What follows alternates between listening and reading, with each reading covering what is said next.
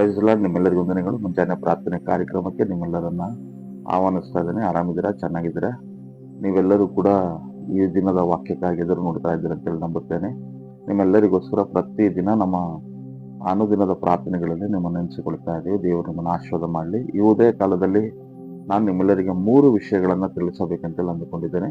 ಆ 3 ವಿಷಯಗಳನ್ನು ಹೇಳೋದಕ್ಕಿಂತ ಮುಂಚೆ ನಾನು ನಿಮ್ಮೆಲ್ಲರಿಗೆ ತಿಳಿಸುವಂಥದ್ದು ಏನೆಂದರೆ, ನಾನು ನಿಮ್ಮೆಲ್ಲರಿಗೆ ಹೇಳುವಂಥದ್ದು ಏನೆಂದರೆ, ದೇವರ ವಾಕ್ಯದಲ್ಲಿ ಬರೆಯಲ್ಪಟ್ಟ ಹಾಗೆ ನಾವು ಕೆಲವರನ್ನ ನಾವು ನಂಬಬೇಕಂತೇಳಿ ದೇವರ ವಾಕ್ಯ ಹೇಳ್ತಾರೆ. ಈ ಉದಯ ಕಾಲದಲ್ಲಿ ಎದ್ದಿದೆಯಲ್ಲ, ನಿನ್ನ ತಂದೆ ತಾಯಿಗಳ ಮಾತನ್ನ ನೀನು ಕೇಳಿದರೆ ನಿನ್ನ ಕುಟುಂಬದಲ್ಲಿ ನೀನು ಜಯ ಹೊಂದಿಕೊಳ್ತೀಯ ಅಂತೇಳಿ ಹಿರಿಯರು ಹೇಳ್ತಾ ಇರ್ತಾರೆ. ಮತ್ತೆ ನಿಮ್ಮ ಪಾಸ್ಟರ್ ಹೇಳಿದ ಮಾತುಗಳನ್ನ ಕೇಳಿದರೆ, ಆತನ ಹೇಳಿದ ಮಾರ್ಗದಲ್ಲಿ ನೀವು ನಡೆದರೆ ಮೋಕ್ಷದ ಮಾರ್ಗ ನೋಡ್ತೀರಿ ಅಂತೇಳಿ ಸಭಾಪಾಲಕರು ಹೇಳ್ತಾ ಇರ್ತಾರೆ. ಅವರ ಮಾತುಗಳನ್ನು ನೀವು ಕೇಳದೇ ಇದ್ದು ಅಥವಾ ದೇವರನ್ನೇ ಅಲಕ್ಷ್ಯ ಮಾಡೋದೇ ಆಗಿದ್ರೆ ನಿಮ್ಮ ಜೀವಿತಗಳ ಆಶೀರ್ವಾದ ಹೊಂದಿಕೊಳ್ತದೆ ಅಂತೇಳಿ ಯಾವಾಗ ನೀನು ಅಂದುಕೊಳ್ತೀಯ? ಅನೇಕರು ಅಂದುಕೊಳ್ತಾರೆ, ನಾನ್ ತಗೊಂಡಿದ್ದು ನಿರ್ಧಾರನೇ ಕರೆಕ್ಟ್ ಅನ್ನೋದಾದ್ರೆ ಭೂಮಿ ಮೇಲೆ ಎಲ್ಲರೂ ನೀತಿವಂತರಾಗಿ ಹೋಗ್ಬಿಡ್ತಾರೆ. ಹೌದಲ್ವಾ? ನೀನ್ ತಗೊಂಡಿರುವ ನಿರ್ಧಾರ ಸರಿ ಇಲ್ಲದಕ್ಕಾಗಿ ಇವತ್ತು ನಿನ್ನ ಜೀವಿತದಲ್ಲಿ ಸಮಸ್ಯೆ, ಅವಮಾನ, ನಿಂದೆ, ಕಷ್ಟ, ದುಃಖ, ಹಲವಾರು ಹೋರಾಟಗಳು ಬರ್ತಾ ಇದೆ. ಅನೇಕ ಹೋರಾಟಗಳಲ್ಲಿ ನೀನು ಬಿದ್ದೋಗಿದೆ ಅಂದ್ರೆ ನಿನ್ನ ಸ್ವಂತ ನಿರ್ಧಾರ ನಿನ್ನನ್ನು ಸೋಲಿಸಿದೆ. ನೀನು ಹಿರಿಯರ ಮಾತನ್ನ ಕೇಳಬೇಕು. ನೀನ್ ನಂಬ್ತಾ ಇದೀಯ, ಇಲ್ಲ ಅಂತ ಇಲ್ಲ. ಅದೇನಂತಾರಲ್ಲ, ಸ್ವಯಂ ಇಚ್ಛೆಯಿಂದ, ನನ್ನ ಸ್ವಂತ ಆಲೋಚನೆಯಿಂದ ನಾನು ಬದುಕಬಲ್ಲೆ, ನೋಡಬಲ್ಲೆ, ಮಾಡಬಲ್ಲೆ ಅಂದುಕೊಂಡಾಗೆ ಇವತ್ತು ನಿನ್ನ ಜೀವಿತ ಹಿಂಗಾಗಿದೆ. ಆದ್ರಿಂದ ಯಾರೆಲ್ಲ ವಾಕ್ಯ ಕೇಳ್ತಾ ಇದ್ದಾರೆ ನನ್ನ ಸಹೋದರ ಸಹೋದರಿಯರೇ, ಈ ಉದಯ ಕಾಲದಲ್ಲಿ ನಾನು ನಿಮ್ಮೆಲ್ಲರಿಗೆ ತಿಳಿಸ್ತಾ ಇದ್ದೇನೆ, ಹೌದು, ನಂಬ್ರಿ. ನಂಬಿಕೆ ಇಲ್ಲಾಂದ್ರೆ ದೇವರನ್ನು ಮೆಚ್ಚಿಸುವುದು ಅಸಾಧ್ಯ. ದೇವರನ್ನ ನಂಬ್ರಿ. ನಿಮ್ಮ ತಂದೆ ತಾಯಿಗಳ ಮಾತನ್ನ ಕೇಳ್ರಿ. ನಿಮ್ಗೆ ಯಾರಾದ್ರೂ ಸಲಹೆ ಸೂಚನೆಗಳು ಕೊಟ್ಟರೆ ಅದು ಒಳ್ಳೇದಗಳಾಗಿದ್ರೆ ಅದನ್ನು ಮೊದಲು ಸ್ವೀಕರಿಸ್ರಿ.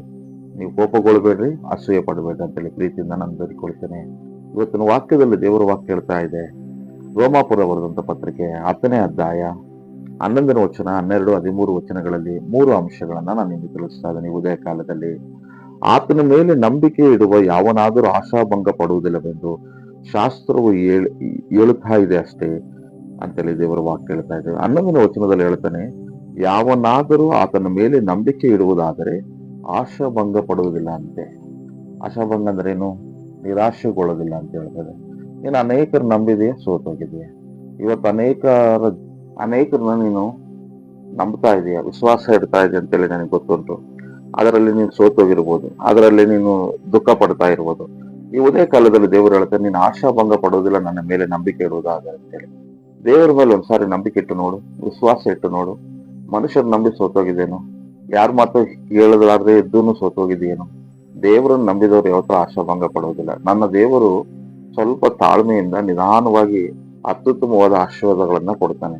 ಅದು ಬರೋದು ಲೇಟ್ ಆಗಿರೋದ್ರಿಂದಲೇ ಇವತ್ತು ಅನೇಕರು ಅಪನಂಬಿಕೆ ಒಳಗಾಗಿ ಲೋಕದ ಪಾಪಗಳನ್ನ ಮಾಡಿ ಸಂಪಾದನೆ ಮಾಡಬೇಕು, ಮೋಸ ಮಾಡಬೇಕು, ಅನ್ಯಾಯ ಮಾಡೋರೇ ಚೆನ್ನಾಗಿದ್ದಾರೆ ಅಂತೇಳಿ ಪ್ರಾರ್ಥನೆ ಮಾಡೋದನ್ನ ಬಿಡ್ತಾ ಇದ್ದಾರೆ, ಅಸೂಯೆ ಪಡ್ತಾ ಇದ್ದಾರೆ, ವಾಕ್ಯಗಳನ್ನ ಓದ್ತಾ ಇಲ್ಲ. ಇದು ಮಾಡೋದು ನೀವು ದೊಡ್ಡ ತಪ್ಪು. ನನ್ನ ದೇವರು ಖಂಡಿತ ಕೈ ಬಿಡೋದಿಲ್ಲ, ಆಶಾಭಂಗ ಪಡಿಸೋದಿಲ್ಲ, ನಿನ್ನನ್ನು ಮೇಲಕ್ಕೆತ್ತಾನೆ. ಈ ಉದಯ ಕಾಲದಲ್ಲಿ 2026 ಹೆಂಗಿದೆ ಅಂದ್ರೆ ನಿನ್ನ ಜೀವಿತದಲ್ಲಿ ಎಲ್ಲ ಆಶೀರ್ವಾದಗಳು ನಿನಗೋಸ್ಕರ ಸಿದ್ಧವಾಗಿ ಬರೋದಕ್ಕೆ ರೆಡಿಯಾಗಿದೆ. ನೀನು ಬಾಯಿ ತೆರೆದು ಪ್ರಾರ್ಥನೆ ಮಾಡು, ಬೈಬಲ್ ಓದು, ನಿರಾಶೆಗೊಳ್ಬೇಡ.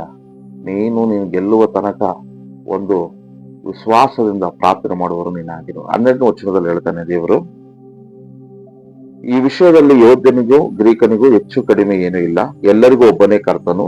ಆತನು ತನ್ನ ನಾಮವನ್ನು ಹೇಳಿಕೊಳ್ಳುವವರಿಗೆ ಹೇರಳವಾಗಿ ಕೊಡುವನಾಗಿದ್ದಾನೆ. ಆತನ ಹೆಸರನ್ನ ಯಾರೆಲ್ಲ ಹೇಳ್ಕೊಳ್ತಾರೋ ಹೇರಳವಾಗಿ ಕೊಡುತ್ತೇನೆ ಅಂತ ಹೇಳ್ತಾನೆ. ಹೇರಳವಾಗಿ ಅಂದ್ರೆ ಸ್ಥಳ ಹಿಡಿಯಲಾರದಷ್ಟು, ನೀನು ಊಹೆ ಮಾಡಲಾರದಷ್ಟು ಆಶೀರ್ವಾದಗಳು ಈ ದಿನ ನಿನಗೆ ಬರುವಂತದ್ದಾಗಿದೆ. ನಂಬು. ಲೋನ್ ರಿಕವರಿಗಳಾಗ್ತದೆ. ಲೋನ್ ಅಲ್ಲಿ ನಿನಗೆ ದೊಡ್ಡ ಅದ್ಭುತ ಕಾರ್ಯಗಳು ನಡೀತದೆ. ಮನೆ ಕಟ್ಟುವಂತ ವಿಷಯದಲ್ಲಿ ಅದ್ಭುತ ಕಾರ್ಯ ಆಗ್ತದೆ. ಮಕ್ಕಳ ಭವಿಷ್ಯತ್ತು ಸುಂದರವಾಗಿ ಕಟ್ಟಲ್ಪಡ್ತದೆ. ಹಣವು ನಿನ್ನನ್ನು ಹುಡುಕೊಂಡು ರಾಶಿಯಾಗಿ ನಿನ್ನ ಅಕೌಂಟ್ಗಳಿಗೆ ಬೀಳೋದನ್ನು ನೀನು ನೋಡ್ತೀಯ. ಲೆಕ್ಕವಿಲ್ಲದಷ್ಟು ಊಹೆ ಮಾಡಲಾರದಿರುವಂತಹ ಸ್ವತ್ತುಗಳನ್ನ ನೀನು ಪಡೆದುಕೊಳ್ತೀಯ. ಅನೇಕ ಕೃಪಾವರಗಳು ನಿನಗೆ ಜೀವಿತದಲ್ಲಿ ಬರ್ತದೆ. ಆತನ ಮೇಲೆ ನಂಬಿಕೆ ಇಡುವವರು, ವಿಶ್ವಾಸ ಇಡುವವರು, ಆತನ ನಾಮವನ್ನು ಹೇಳಿಕೊಳ್ಳುವವರಿಗೆ ಹೇರಳವಾಗಿ ನಾನು ಆಶೀರ್ವಾದ ಮಾಡ್ತೇನೆ ಅಂತ ಹೇಳ್ತಾನೆ. ಯೇಸು ನಾಮದಲ್ಲಿ ಶಕ್ತಿ ಇದೆ. ಯೇಸು ನಾಮದಲ್ಲಿ ಪ್ರಾರ್ಥನೆ ಮಾಡ್ರಿ. ಯೇಸುವೆ ನನ್ನ ಜೀವಿತದಲ್ಲಿ ಉದ್ಯೋಗ ಕೊಡ್ತಾ ಇರೋದಕ್ಕಾಗಿ ಸ್ತೋತ್ರ, ಬಂಗಾರ ಕೊಡ್ತಾ ಇರೋದಕ್ಕಾಗಿ ಸ್ತೋತ್ರ, ಸಾಲ ತೀರಿಸ್ತಾ ಇರೋದಕ್ಕಾಗಿ ಸ್ತೋತ್ರ, ಆರೋಗ್ಯ ಕೊಡ್ತಾ ಇರೋದಕ್ಕಾಗಿ ಸ್ತೋತ್ರ, ಕೃಪೆಯಿಂದ ನನ್ನ ಕುಟುಂಬ ರಕ್ಷಿಸ್ತಾ ಇರೋದಕ್ಕಾಗಿ ಸ್ತೋತ್ರ, ನನ್ನ ಕಣ್ಣೀರು ಒರೆಸ್ತಾ ಇರೋದಕ್ಕಾಗಿ ಸ್ತೋತ್ರ. ಈ ರೀತಿಯಾಗಿ ನೀವು ಪ್ರಾರ್ಥನೆಗಳನ್ನು ಮಾಡ್ರಿ. ನಿನಗೇನು ಬೇಕಾಗಿದೆಯೋ, ಆಸ್ತಿ ಬೇಕಾ, ಹೊಲ ಬೇಕಾ, ಉದ್ಯೋಗ ಬೇಕಾ, ತೋಟದಲ್ಲಿ ಬೋರ್ ಆಗ್ತಾ ಇದೆ ನೀರು ಬೇಕು, ಬಿಸ್ನೆಸ್ ಲಾಸ್ ಆಗಿದೆ ಅದು ಲಾಭವಾಗಬೇಕು, ಹೇರಳವಾಗಿ ದೇವರು ನಿನ್ಗೆ ಕೊಡೋದಕ್ಕೆ ಆತನ ಇಷ್ಟಪಡ್ತಾನೆ. ಆತನ ಹೆಸರು ಹೇಳ್ಕೊಳ್ರಿ. ದೇವರಿಗೆ ಭೇದ ಭಾವಗಳಿಲ್ಲ. ಮಕ್ಕಳ ಪ್ರಾರ್ಥನೆ ಕೇಳ್ತಾನೆ, ಕುಟುಂಬ ಪ್ರಾರ್ಥನೆ ಕೇಳ್ತಾನೆ, ನಿನ್ನ ಪ್ರಾರ್ಥನೆ ಕೇಳ್ತಾನೆ. ದೇವರು ಎಲ್ಲರ ಪ್ರಾರ್ಥನೆಗಳನ್ನ ಕೇಳ್ತಾನೆ. ಈ ಉದಯ ಕಾಲದಲ್ಲಿ 2026 ನಿನಗಾಗಿ ತೆರೆಯಲ್ಪಟ್ಟಂತ ಆಶೀರ್ವಾದಗಳು ಬಹಳವಾಗಿದೆ ಮಗನೇ. ಇವತ್ತು ದೇವರ ವಾಕ್ಯದಲ್ಲಿ 11ನೇ ವಚನದಲ್ಲಿ ಕೂಡ ಹೇಳಿದ, ನಂಬಿಕೆ ಇಡುವವನಿಗೆ ಖಂಡಿತ ನಾನು ಅವನ ಜೀವಿತದಲ್ಲಿ ಆಶಾಭಂಗ ಪಡುವುದಿಲ್ಲ ಅಂತ ಹೇಳಿದ. ಎರಡನೇದಾಗಿ ಹೇಳಿದ ದೇವರು, ನನ್ನ ಮೇಲೆ ನಂಬಿಕೆ ಇಡುವ ಯಾವನಾದರೂ ಆಶೀರ್ವಾದಗಳನ್ನು ಹೊಂದಿಕೊಳ್ತೇನೆ ಅಂತ ಹೇಳಿ ಅದರಲ್ಲಿ ಹೇಳಿದ ಮೇಲೆ ಯೋಧನಾಗಿರಲಿ ಗ್ರೀಕನಾಗಿರಲಿ ಹೆಚ್ಚು ಕಡಿಮೆ ಏನೂ ಇಲ್ಲ, ಎಲ್ಲರಿಗೂ ಒಬ್ಬನೇ ಕರ್ತನು. ನಾನು ಎಲ್ಲರನ್ನೂ ಒಂದೇ ರೀತಿಯಲ್ಲಿ ಪ್ರೀತಿಸ್ತೇನೆ. ನನ್ನ ನಾಮವನ್ನು ಹೇಳಿಕೊಳ್ಳುವವರು, ನನ್ನ ಹೆಸರನ್ನು ಹೇಳಿಕೊಳ್ಳುವವರಿಗೆ ಹೇರಳವಾಗಿ ನಾನು ಕೊಡ್ತೀನಿ ಅಂತ ಮತ್ತೆ ನಿಮಗೆ ವಾಗ್ದಾನ ಮಾಡ್ತಾ ಇದ್ದಾನೆ. ಮೂರನೇದಾಗಿ ದೇವರು ಹೇಳ್ತಾನೆ 13ನೇ ವಚನದಲ್ಲಿ, ಕರ್ತನ ನಾಮವನ್ನು ಹೇಳಿಕೊಳ್ಳುವವರೆಲ್ಲರಿಗೂ ರಕ್ಷಣೆಯಾಗುವುದೆಂದು ಬರೆದಿದೆ. ಕರ್ತನ ನಾಮವನ್ನ ಹೆಸರನ್ನ ಹೇಳಿಕೊಳ್ಳುವ ಎಲ್ಲರಿಗೂ ಕೂಡ ದೇವರು ರಕ್ಷಣೆಯನ್ನು ಕೊಡ್ತೇನೆ ಎಂಬುದಾಗಿ ಹೇಳ್ತೇನೆ. ಒಂದು ಆಶಾಭಂಗ ಪಡಿಸುವುದಿಲ್ಲ ನಿನ್ನ ಜೀವಿತದಲ್ಲಿ. ಹೇರಳವಾಗಿ ನಾನು ಆಶೀರ್ವಾದ ಮಾಡುತ್ತೇನೆ ಅಂತ ಹೇಳ್ತಾನೆ. ನನ್ನ ಹೆಸರನ್ನು ಹೇಳಿಕೊಳ್ಳುವವರೆಲ್ಲರಿಗೂ ರಕ್ಷಣೆಯನ್ನ ನಾನು ಉಂಟು ಮಾಡ್ತೇನೆ ಎಂಬುದಾಗಿ ಹೇಳ್ತಾನೆ. ರಕ್ಷಣೆ ಅಂದ್ರೆ ಏನ್ ಪಾಸ್ಟರ್ ಅಂತ ಕೇಳಿದೆ. ಸಾಲದವರು ಬಂದು ನಿನ್ನನ್ನು ಬೈಯುವಾಗ ಕಾಪಾಡ್ತಾನೆ, ಅರ್ಥ ಆಗ್ತದೆ. ಕಣ್ಣೀರಿನಲ್ಲಿರುವಾಗ ತಾಯಿಯಾಗಿ ಬಂದು ನಿನ್ನ ಕಣ್ಣೀರನ್ನು ಒರೆಸ್ತಾನೆ. ಆಸ್ಪತ್ರೆಯಲ್ಲಿ ಮಲಗಿರುವಾಗ ಯಾರು ನೋಡ್ಕೊಳ್ಳಾರ್ದಿರುವ ಸ್ಥಿತಿಯಲ್ಲಿ ಹಾಸಿಗೆ ಹಿಡಿದಂತ ನಿನ್ನನ್ನ ದೇವರು ಗುಣಪಡಿಸೋದಕ್ಕೆ ಇಷ್ಟಪಡುತ್ತಾನೆ. ನಿನ್ನ ಕುಟುಂಬದಲ್ಲಿ ನೀನು ಅಂದುಕೊಂಡ ಕನಸುಗಳನ್ನ ಯಾರು ಅರ್ಥ ಮಾಡಿಕೊಳ್ಳಲಾರದೆ ಇದ್ದಾಗ ಅಣ್ಣನಾಗಿ, ತಂಗಿಯಾಗಿ, ತಮ್ಮನಾಗಿ, ಕುಟುಂಬದಲ್ಲಿ ಒಬ್ಬ ವ್ಯಕ್ತಿಯಾಗಿ ಬಂದು ನಿನ್ನ ಸಾಂತ್ವನವನ್ನು ಮಾಡುವಂತ ದೇವರಾಗಿರ್ತಾನೆ.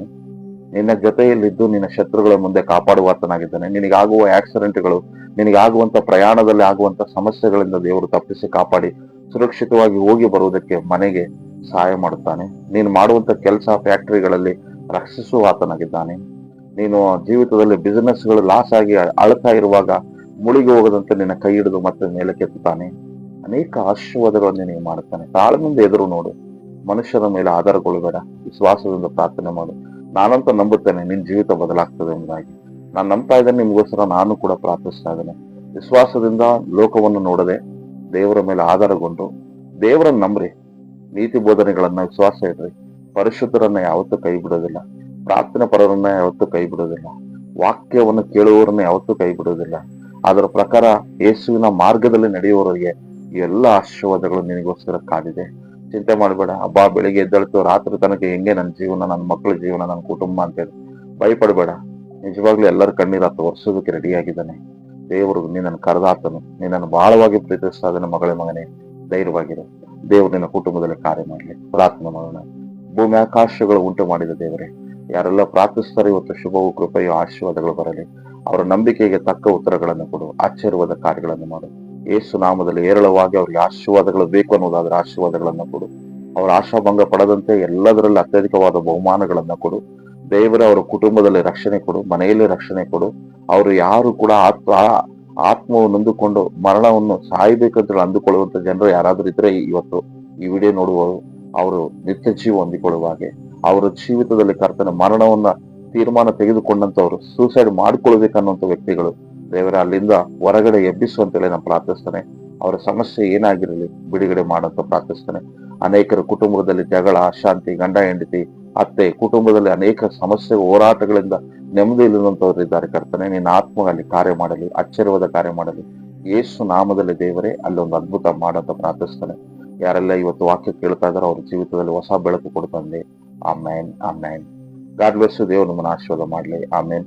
ನಿಮ್ಗೋಸ್ಕರ ನಾವೆಲ್ಲರೂ ಪ್ರಾರ್ಥನೆ ಮಾಡ್ತಾ ಇದ್ದೀವಿ. ದಯವಿಟ್ಟು ನಿಮಗೆ ಪ್ರೀತಿ ಮತ್ತು ವಿಶ್ವಾಸ ಈ ಸೇವೆಗೋಸ್ಕರ ನೀವು ಸಹಕಾರಿಗಳಾಗಿರುವುದಾದ್ರೆ ಹಲವಾರು ವಿಡಿಯೋಗಳಿದೆ, 400ರಿಂದ 500 ವಿಡಿಯೋಗಳು. ಪ್ರತಿ ಸಾರಿ ಆ ವಿಡಿಯೋಗಳನ್ನ ತೆರೆದು ಓದ್ರಿ ಅಥವಾ ಕೇಳ್ರಿ ಅಥವಾ ಅದರಲ್ಲಿ ದಾನ ಮಾಡ್ರಿ. ಇನ್ನೂ ದೇವರು ನಿಮ್ಮನ್ನ ಆಶೀರ್ವಾದಗಳನ್ನ ಮಾಡ್ತಾನೆ. ನಿಮಗೆ ಈ ವಾಕ್ಯಗಳು ದೇವರು ಮಾತನಾಡ್ತಾ ಇದ್ರೆ ದಯವಿಟ್ಟು ಒಂದು 5 ಜನಕ್ಕೆ ವಾಟ್ಸಪ್ ಅಲ್ಲಿ ಶೇರ್ ಮಾಡ್ರಿ. ನೋಡ್ರಿ ಬ್ರದರ್ ಅವ್ರು ಹಿಂಗೆ ಹೇಳ್ತಾ ಇದ್ರೆ ಹಳ್ಳಿಯ ಸೇವಕರು, ಪ್ರೋತ್ಸಾಹ ಮಾಡ್ರಿ. ಪ್ರೋತ್ಸಾಹ ಮಾಡೋದಂದ್ರೆ ನೀವು ಮಾಡುವ ಒಂದೊಂದು ಶೇರ್ ಮಾಡುವಾಗ ನಮಗೆ ಒಂದು ಸಂತೋಷ ಆಗ್ತದೆ. ನಶಿಸಿ ಹೋಗುವ ಅನೇಕ ಜನರಿಗೆ ಆದರಣೆ ಕೊಟ್ಟಿದ್ದ ವಾಕ್ಯ ಎಂಬುದಾಗಿ ಖಂಡಿತ ದೇವರು ಮಾತಾಡ್ತಾನೆ. ಯಾವ ಮಾತು ನಿಷ್ಫಲವಾಗಿರುವುದಿಲ್ಲ. ದೇವರ ವಾಕ್ಯ ಸಜೀವವಾದದ್ದು. ನಂಬ್ರಿ. ನಮಗೋಸ್ಕರ ಪ್ರಾರ್ಥಿಸ್ರಿ. ನಿಮಗೋಸ್ಕರ ನಾವು ಪ್ರತಿದಿನ ಪ್ರಾರ್ಥಿಸ್ತಾ ಇದ್ದೀವಿ. God bless you. ಆಮೇನ್.